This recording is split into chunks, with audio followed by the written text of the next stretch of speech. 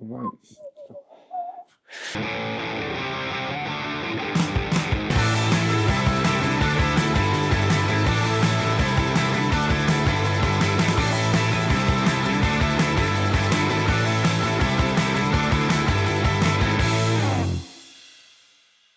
Okay, welcome back to another YouTube episode where we're going to round up season 2 of the, as coined by Callum, Talking Tough Cookie.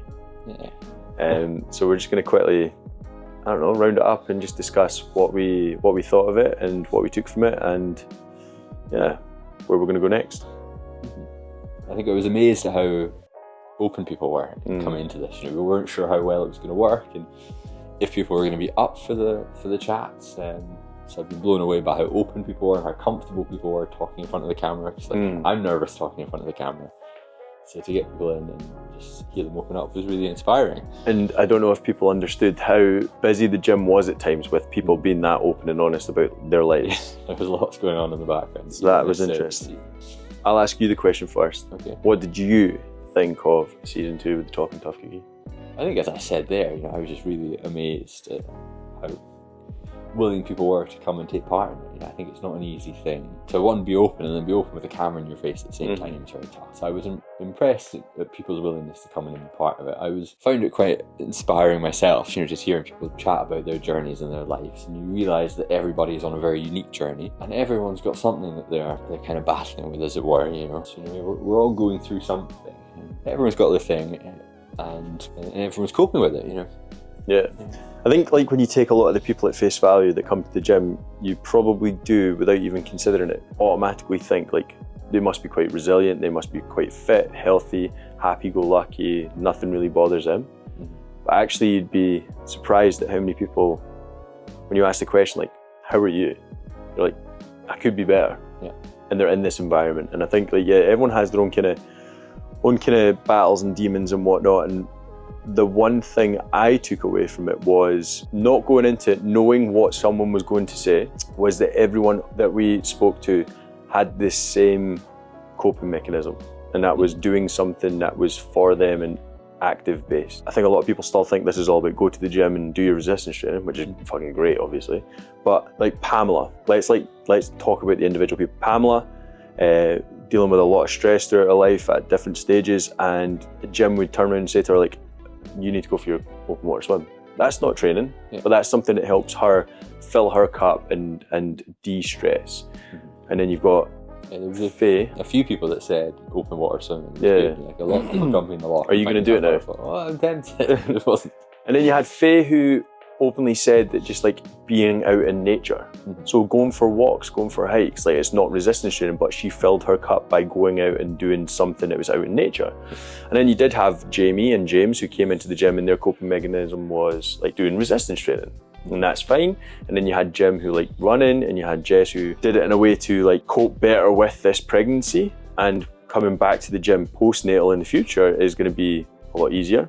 Yeah. So that was her reason for doing it. And so I guess the key with all that is movement. That's movement, activity. Is moving in any way. I think the main thing was filling their cup. Because everyone is selfless. Everyone's always trying to help their peers, their partner, their kids, whatever it may be. Yeah. And then they more often than not go to bed resentful, thinking, fuck, I've still not done that thing for me today. That simple walk I said I was going to do. That coffee date with that friend I've not seen in a while. Yeah. I put that off because I dealt with everyone else first. And I think, movement or networking or doing one thing for you instantly makes you feel better, and then allows you to fill other people's cups a little bit better. So that was interesting. It was interesting not knowing what they were going to say. Yeah, I think that's and then in reflection, you all did this similar things. You were active, you looked after yourself for a moment in your day, which made you feel better. Yeah.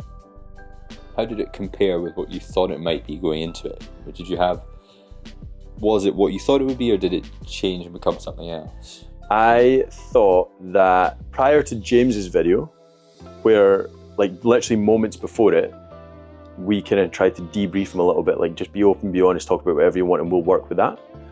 I was paranoid that it might come across as this is premeditated, here's what we're going to talk about. And then when James just started talking, that really set the tone and set the bar for everyone else just wanting to talk, which I found was really good.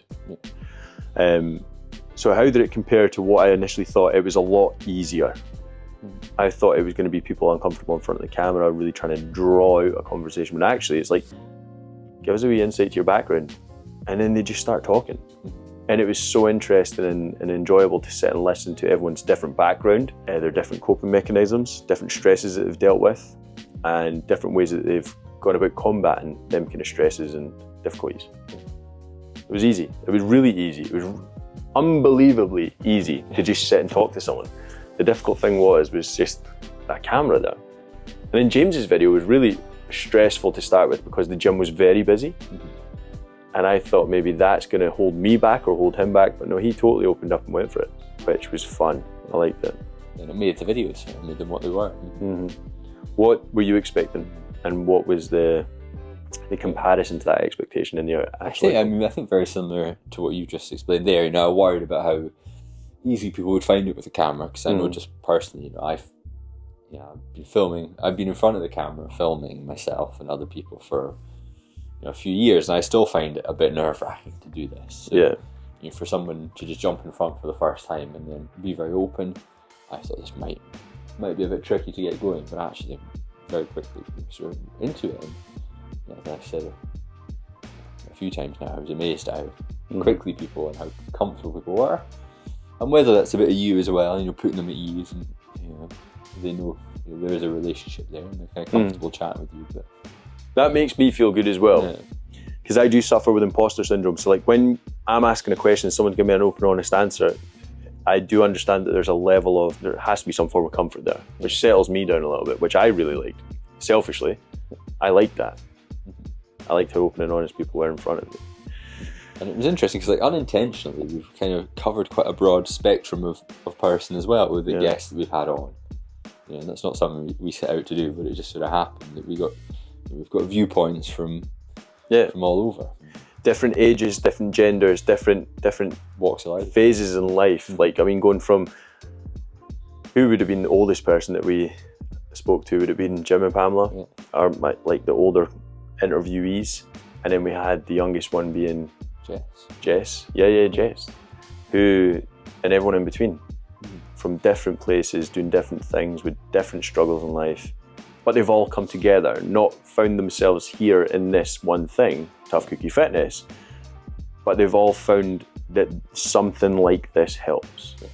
And I liked that. I liked how they all concluded with that thing. And it's been great seeing the reaction to that as well. And people seem to be finding this interesting and enjoying it and taking something from it, which is the goal of it all, is the aim. The first video with James, and then the first comment that came in was from Karen, who said something along the lines of like, what a powerful video, what a powerful conversation, and especially in such a male dominant environment to be vulnerable and open up like that in a gym. Yeah. And I thought, we didn't mean to do that. No. But fucking hell, you're right. Like, guys go to the gym, people go to the gym, but let's talk about guys specifically. They go to the gym because they're usually trying to battle their internal demons themselves. And I think a lot of people think it's such a masculine environment that people should not go there and talk. They should go in and put their headphones in, their hoods up, and just be like, I'll deal with this myself. But actually, it's actually the opposite. You should be going in and networking with people and getting shit off your chest, and male or female. Finding a community. Community for sure. I suppose one of the other things I took away from it, sitting thinking now about everyone's own unique struggles, was people need to rediscover how resilient they are. Just thinking about that now, like, I think a lot of people don't realise that they've got what it takes to deal with a lot of stresses. So we had, I don't want to compare what the individual struggles were, but we have some people that struggle with like just day to day, like, I'm busy, I'm fight or flight, I'm stressed, I'm tired. Like, you can deal with that. And then also like James's conversation where it was all about like being diagnosed with cancer and becoming infertile and the struggle that he's now going through with that. But he's found his resilience within that. And it's every day that he's dealing with that, he's learning something new about himself, I suppose. And I think like the takeaway that anyone should be taking away from this, watching all the videos, is you can be resilient, you can deal with things a lot better than what you initially think. take a step back, take a breath, and just try and find a way out of what's happening.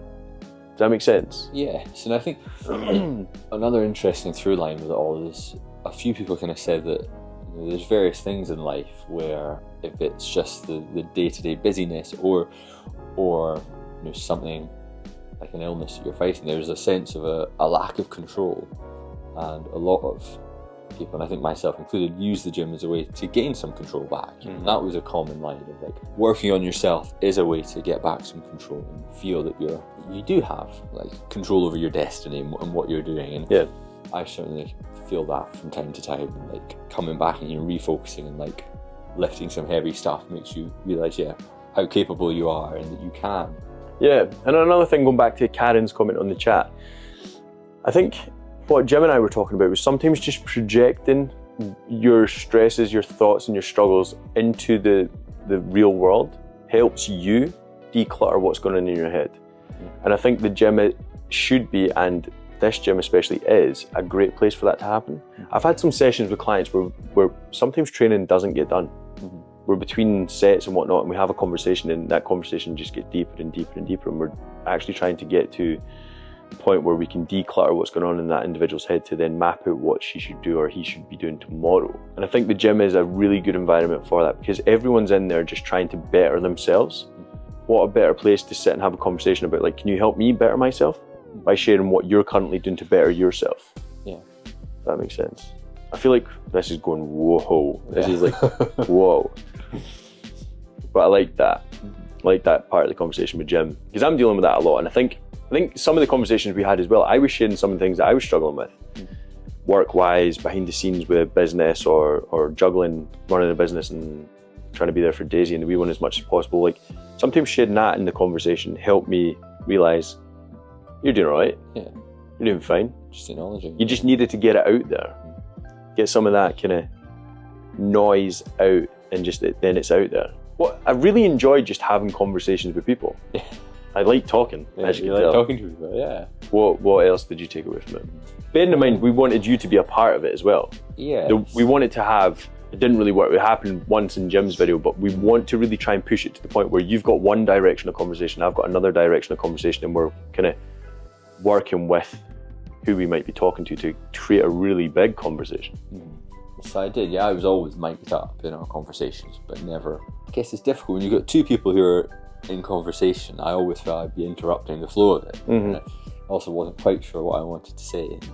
But going forward, I'd love to be more involved. So we'll figure that one out. But I always felt like, yes, you and whoever you're speaking with, you had a good flow and a good chat with. Yeah, they were always good. I think then just on that, we should talk about what the plan is moving forward. Yeah, where do we go from here? What's next? Well, we did go view somewhere about renting a space to have sit-down conversations. Yes, I think that's what we're looking at now, isn't it? Somewhere out of the gym, because the gym is great and it is the environment that we're doing this in naturally. But as you said already, like, it's noisy, it's busy, there's a lot of stuff going on. I mean, we're trying to have a conversation and someone's throwing a big weight on the floor. I remember that video well. So we've been looking at studio space, doing something more sort of podcast style sit down, where we can have a chat in a quiet environment and be a bit easier to follow. And it might make it a bit easier for me as well to jump in and come and be part of it. So we're still working on kind of what that will look like, and we'll continue to work on that kind of the rest of this year, and then look to launch it next year. Yeah, I think so. Season 3, Talking Tough Cookie, as coined by Callum. I like that. Yeah, Talking Tough Cookie. You're happy, and we'll see what other guests we can get on. Might get some of the guests we've had back to do a part 2, but also look for new guests, new people. See what conversations we can have.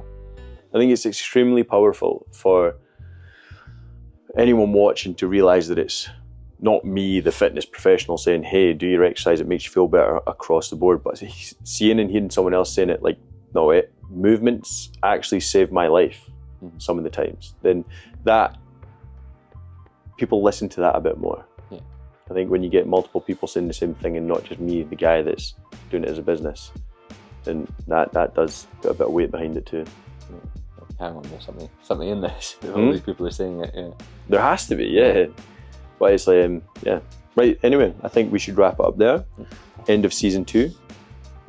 thanks for watching. Yeah, thanks for watching, guys. Thanks for supporting what we're doing here. It's been great to have an audience and to know that people are finding this useful and engaging in it. So, just on that, I remember after James's video went live, James did say that he was getting a lot of messages from people.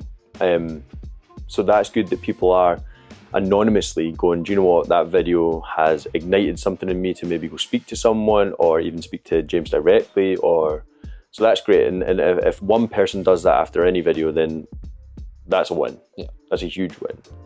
So yeah, that's why we're doing it. So yeah, to just open the conversation. And that's a wrap. That's a wrap. So we'll see you in the new year. See you in the new year. Happy New Year. Merry Christmas. Bye. Right. Cut. Cut.